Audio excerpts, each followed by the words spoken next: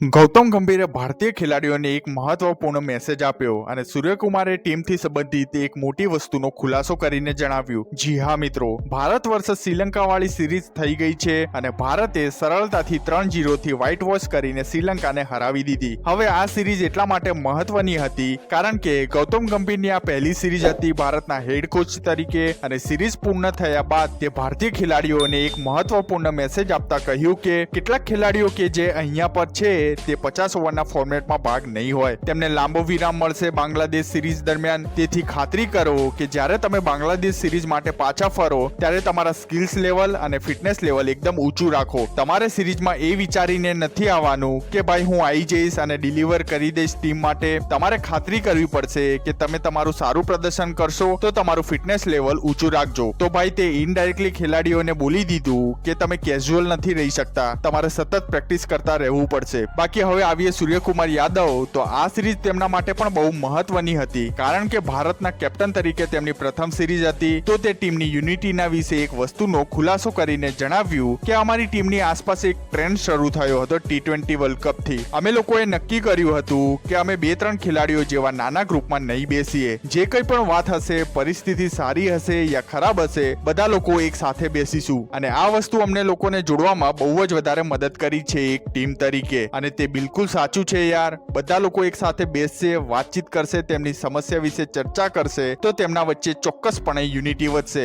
બાકી ઓવરઓલ તમને કેવું લાગ્યું મિત્રો ભારત વર્સસ શ્રીલંકાની સિરીઝ? મને કમેન્ટ્સમાં જરૂર જણાવશો.